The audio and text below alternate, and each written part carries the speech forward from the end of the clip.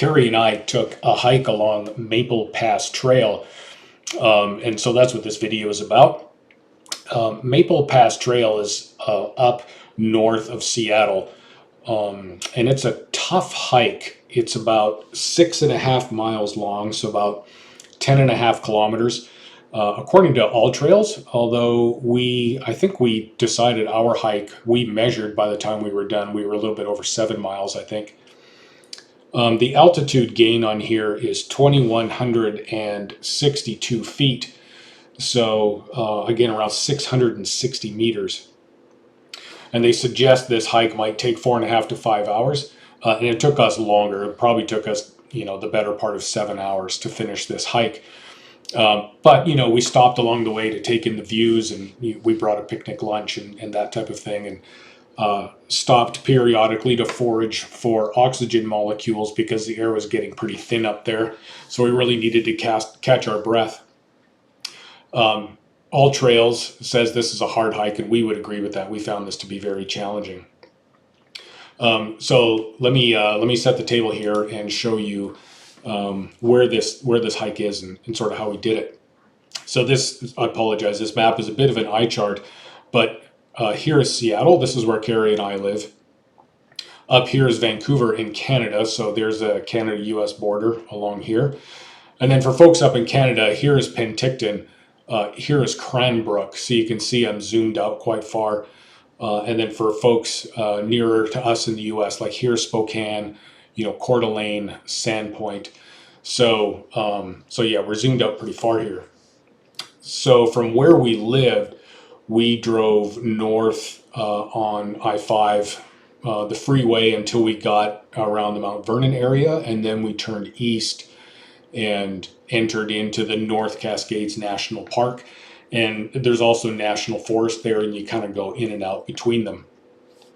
So let me zoom in a little bit. This is the trailhead here where my mouse is.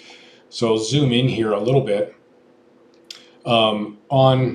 Around this bend in the river is a city town called Marble Mount, and we camped near this town.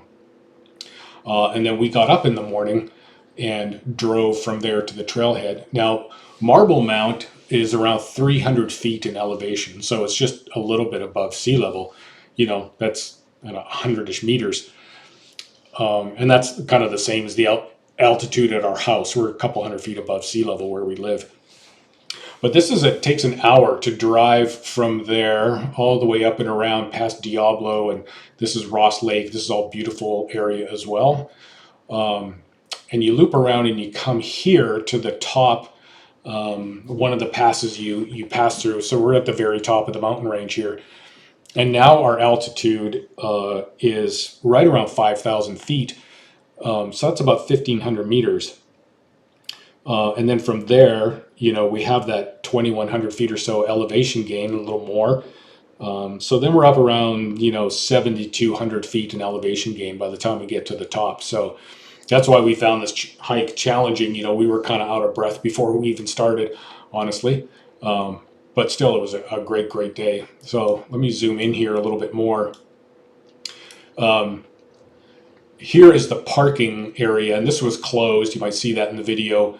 So we just parked along Highway 20 here, which was easy to do. Super wide shoulders on the road there. Lots of room for extra parking, and it wasn't a busy day, so that worked out just fine for us. So we just walked into the trailhead here. Now, All Trails suggests that you take this hike in the Widdershins direction, or for those of you who have clocks, that's counterclockwise. But we decided not to do that. We decided to go in the clockwise direction to take this hike. And a lot of it had to do with this part right here is pretty steep.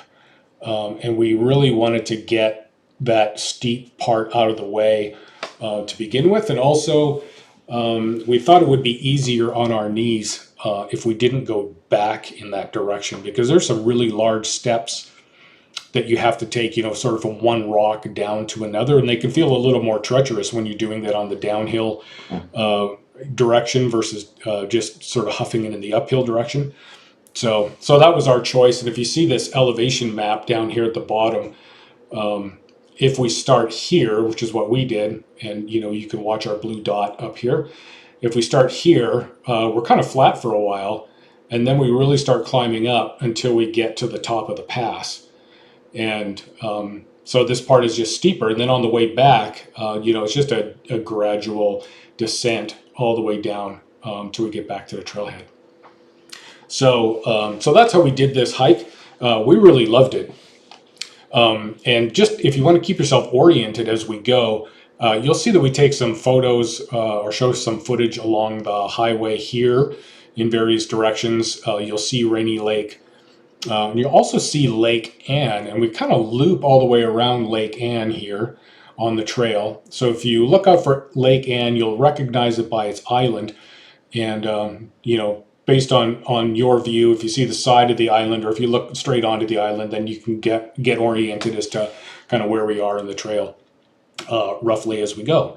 So this was, like I said, a fantastic day. This is probably one of the top 5 hikes that we've ever done anywhere in the world. So let's get into it. It's awesome.